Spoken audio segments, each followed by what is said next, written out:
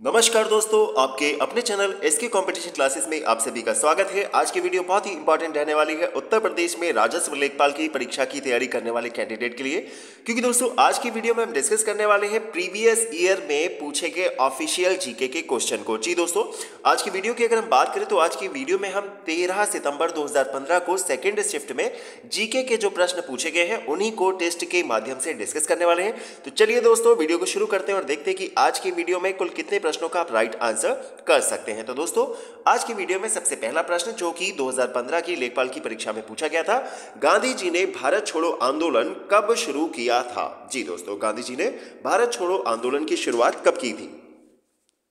जी बिल्कुल सही है। अगर हम बात करें दोस्तों तो आंदोलन जो मुख्य रूप से पूछे जाते हैं कि कब शुरू किए गए थे और इसमें कौन से नारे का प्रयोग किया गया था, तो याद रखिएगा जो भारत छोड़ो आंदोलन था इसमें जो स्लोगन था, नारा था, वह था करो या मरो।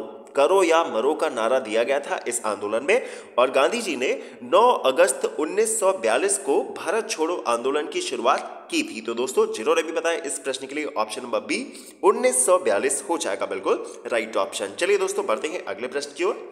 गदर क्रांति आरंभ होने का सबसे प्रमुख कारण दिए गए ऑप्शंस में क्या था?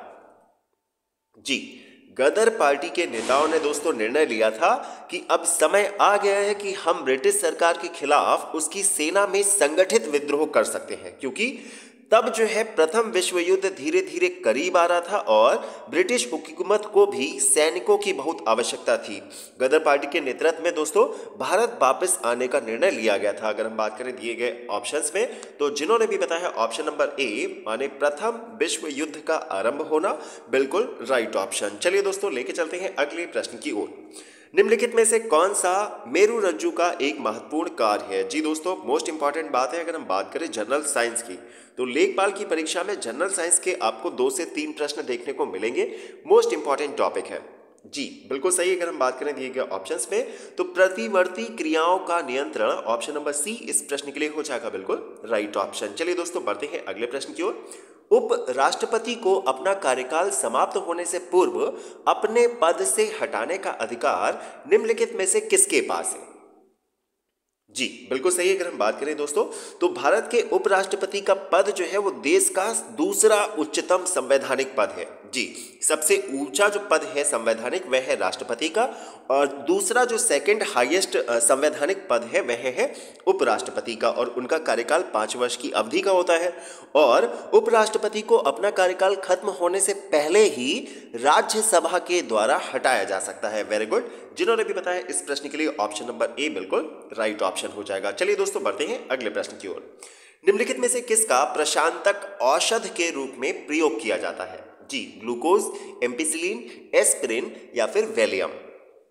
बिल्कुल सही। दिए गए ऑप्शंस की बात करें तो दोस्तों ऑप्शन नंबर डी में हमें दे रखा है वैलियम और वैलियम का प्रयोग जो है प्रशांतक औषध के रूप में किया जाता है। Very good. जिन्होंने भी बताया ऑप्शन नंबर डी हो जाएगा बिल्कुल राइट ऑप्शन। चलिए दोस्तों बढ़ते हैं अगले प्रश्न की ओर। मोहिनी अट्टम नृत्य निम्नलिखित में से किस राज्य से संबद्ध है? जी, क्लासिकल नृत्य की बात करें दोस्तों तो अक्सर एग्जाम में यह प्रश्न पूछ लिया जाता है। Very good. Option number B Kerala इस प्रश्न के लिए जिन्होंने भी बताया बिल्कुल राइट ऑप्शन हो जाएगा। चलिए दोस्तों देखते हैं अगले प्रश्न को। राष्ट्रीय आय नेशनल इनकम को प्रायः क्या कहा जाता है? जी बिल्कुल सही। अगर हम बात करें दोस्तों net national production at factor cost, बिल्कुल सही हो जाएगा इस प्रश्न के लिए ऑप्शन नंबर डी। एनएनपी की फुल फॉर्म हो जाएगी नेट नेशनल प्रोडक्शन और एफसी जो है यहां पर वह फैक्टर कॉस्ट को प्रदर्शित कर रहा है। चलिए दोस्तों देखते हैं अगले प्रश्न को। 15 मार्च 2015 को badminton championship Swiss grand prix gold का विजेता कौन था? तो दोस्तों स्पोर्ट्स से रिलेटेड इवेंट में जो भी विनर्स वगैरह हैं वह आप जरूर पढ़ के जाइएगा और इस बार की परीक्षा के लिए आपको ओलंपिक की तैयारी भी करनी रहेगी। और दिए गए ऑप्शंस की बात करें तो दोस्तों ऑप्शन नंबर ए के श्रीकांत इस प्रश्न के लिए बिल्कुल राइट ऑप्शन। चलिए दोस्तों देखते हैं अगला प्रश्न। काबनी, हेमवती और अमरावती कौन सी नदी की सहायक नदियां हैं? जी बिल्कुल सही। काबनी, हेमवती और अमरावती कावेरी नदी की सहायक नदियां हैं। Very good. जिन्होंने भी बताया ऑप्शन नंबर सी बिल्कुल राइट ऑप्शन। देखते हैं अगला प्रश्न। 1857 के प्रथम स्वतंत्रता विद्रोह में भाग लेने वाली प्रसिद्ध महिला स्वतंत्रता सेनानी कौन थी? जी, हिस्ट्री में थोड़ा सा डीप भी कई बार क्वेश्चन पूछ लिए जाते हैं। और अगर हम बात करें दोस्तों इस प्रश्न की, तो 1857 की क्रांति का नेतृत्व जो है बेगम हजरत महल ने किया था और वही प्रसिद्ध महिला स्वतंत्रता सेनानी थी। ऑप्शन नंबर डी इस प्रश्न के लिए जिन्होंने भी बताया बिल्कुल राइट ऑप्शन। और दोस्तों याद रखिएगा, बेगम हजरत ने नाबालिग पुत्र विरजिस कादर को गद्दी पर बिठाकर उन्होंने अंग्रेजी सेना का स्वयं मुकाबला किया और 1857 के प्रथम स्वतंत्रता विद्रोह में भाग लेने वाली यह प्रसिद्ध महिला स्वतंत्रता सेनानी थी। चलिए दोस्तों बढ़ते हैं अगले प्रश्न की ओर। समान प्रावस्था में कंपायमान माध्यम के किन्हीं दो सबसे निकटतम कणों के बीच की दूरी दिए गए ऑप्शंस में क्या होगी? जी, तरंग दैर्घ्य, आवृत्ति, वेग या फिर आयाम। जी, जनरल साइंस की अगर हम बात करें तो फिजिक्स से यह प्रश्न है और दिए गए ऑप्शंस की अगर बात करें दोस्तों, तरंग दैर्घ्य, wavelength, option number A right हो जाएगा। देखते हैं अगला प्रश्न। शहरों के बाहर आर्थिक विकास सुअवसर बनाने के लिए निम्नलिखित ऑप्शन में से मॉडल शहरी आधारभूत संरचना और सेवाएं ग्रामीण केंद्रों में स्थापित करने का प्रस्ताव रखा था? जी बिल्कुल सही। अगर हम बात करें दोस्तों, शहरों के बाहर आर्थिक सुअवसर बनाने के लिए पूरा मॉडल, जो कि हमें ऑप्शन नंबर बी में दे रखा है, पूरा मॉडल शहरी आधारभूत संरचना और सेवाएं ग्रामीण केंद्रों में स्थापित करने का प्रस्ताव रखता है। तो दोस्तों दिए गए ऑप्शंस में ऑप्शन नंबर बी राइट हो जाएगा। देखते हैं अगला प्रश्न। हाल ही में किस देश ने नए WU-14 अति ध्वनिक स्ट्राइक यान का चौथा सफल परीक्षण किया जो परमाणु अस्त्र प्रदान करने में सक्षम है? जी दोस्तों, अगर हम बात करें तो डिफेंस सेक्टर से भी अक्सर जो है जीके में क्वेश्चन पूछ लिए जाते हैं। वर्तमान समय में भारत ने कई सारी मिसाइलों का परीक्षण किया है, जिसमें अग्नि 5 और ब्रह्मोस एक्सटेंडेड रेंज जो है वो खास है। तो दोस्तों, और हाल ही में हमारी एक सुरक्षा को लेकर डील भी हुई है, वियतनाम को हमने जो है कई सारी ब्रह्मोस मिसाइल भी बेची है। बिल्कुल सही। अगर हम बात करें इस प्रश्न के लिए तो ऑप्शन नंबर बी चाइना इस प्रश्न के लिए बिल्कुल राइट ऑप्शन। देखते हैं अगला प्रश्न। जी फिर से एक बार जनरल साइंस। यांत्रिक ऊर्जा को वैद्युत ऊर्जा में रूपांतरित करने के लिए दिए गए ऑप्शंस में किसका प्रयोग किया जाता है? जी बिल्कुल सही। दिए गए ऑप्शंस में ऑप्शन नंबर ए में दोस्तों हमें दे रखा है डायनामो, और डायनामो का प्रयोग जो है वो यांत्रिक ऊर्जा को वैद्युत ऊर्जा में बदलने के लिए किया जाता है। चलिए दोस्तों लेके चलते हैं अगले प्रश्न की ओर। निम्नलिखित में से कौन सा देश का संसार में धान उत्पादन में दूसरा स्थान है? तो दोस्तों अगर हम बात करें तो आपको जो है देश के साथ साथ प्रदेश में, मतलब उत्तर प्रदेश का किस किस फसल में उत्पादन में प्रथम स्थान है वह भी याद रखना है। अगर हम बात करें दिए गए ऑप्शन में तो दोस्तों ऑप्शन नंबर डी हमारा प्यारा भारत इस प्रश्न के लिए बिल्कुल राइट ऑप्शन। लेके चलते हैं अगले प्रश्न की ओर। वर्ष 2015 के सर्वोत्तम कल्याण संगठन पुरस्कार से दिए गए ऑप्शंस में किसे सम्मानित किया गया? जी बिल्कुल सही। अगर हम बात करें तो दोस्तों वर्ष 2015 में national union of seafarers of India, option number D इस प्रश्न के लिए बिल्कुल राइट ऑप्शन। बढ़ते हैं अगले प्रश्न की ओर।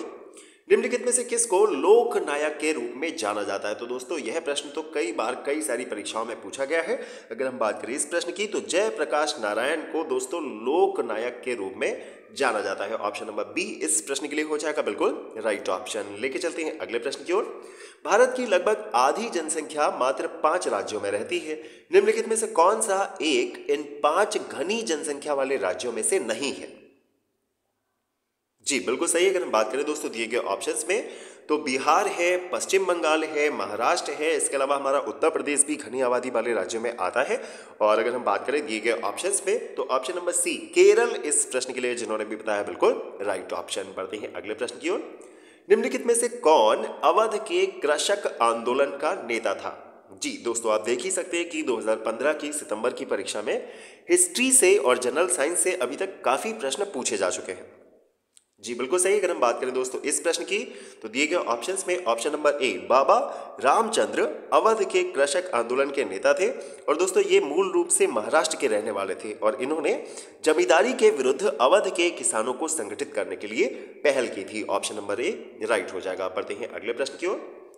निम्नलिखित में से कौन वर्तमान में विश्व बैंक के अध्यक्ष हैं? तो दोस्तों आपको इस प्रकार से तैयारी करके चलनी है कि जो विश्व की बड़ी संस्थाएं हैं जैसे यूनाइटेड नेशन सिक्योरिटी काउंसिल या फिर वर्ल्ड बैंक है या फिर WTO है, तो इनके जो बड़े पदों पर आसीन व्यक्ति हैं, या फिर जैसे अगर हम बात करें भारत की तो रिजर्व बैंक के गवर्नर, इस प्रकार के प्रश्नों को भी तैयार करके जाना है। अगर हम बात करें तो दोस्तों विश्व बैंक के 12वें अध्यक्ष जो थे वो जिम योंग किम थे और अगर हम बात करें वर्तमान की, तो वर्तमान समय में डेविड आर मालपस जो है वो विश्व बैंक के वर्तमान अध्यक्ष हैं। चलिए दोस्तों लेके चलते हैं अगले प्रश्न की ओर। मशरूम किसके उदाहरण हैं? जी दोस्तों, वायरस, बैक्टीरिया, कवक, फंजाई या फिर दिए गए ऑप्शंस में इस प्रश्न के लिए राइट ऑप्शन क्या होगा? जी बिल्कुल सही। अगर हम बात करें कवक, fungi, option number C right option. देखते हैं अगला प्रश्न। दिल्ली मेट्रो को अपनी प्रथम ड्राइवर रहित रेलगाड़ी किस देश से प्राप्त हुई थी? जी टेस्ला की अगर हम बात करें दिए गए ऑप्शंस में, इस प्रश्न के लिए अगर हम बात करें दोस्तों, दिल्ली मेट्रो को अपनी प्रथम ड्राइवर रहित रेलगाड़ी दक्षिण कोरिया से प्राप्त हुई थी। ऑप्शंस की बात करें तो ऑप्शन नंबर बी इस प्रश्न के लिए हो जाएगा बिल्कुल राइट ऑप्शन। चलिए दोस्तों देखते हैं अगला प्रश्न। भारत में पंचायती राज स्थापित करने वाले प्रथम 2 राज्य कौन कौन से थे? जी 2 अक्टूबर 1959 को दोस्तों राजस्थान के नागौर जिले में पंचायती राज का उद्घाटन किया गया और भारत में पंचायती राज स्थापित करने वाले प्रथम 2 राज्य राजस्थान और आंध्र प्रदेश थे। तो दोस्तों अगर हम बात करें दिए गए ऑप्शंस की, तो ऑप्शन नंबर सी में हमें दे रखा है राजस्थान और आंध्र प्रदेश, राइट हो जाएगा ऑप्शन नंबर सी। देखते हैं अगला प्रश्न। भारत ने पृथ्वी के धरातल का कितना प्रतिशत घेरा हुआ है?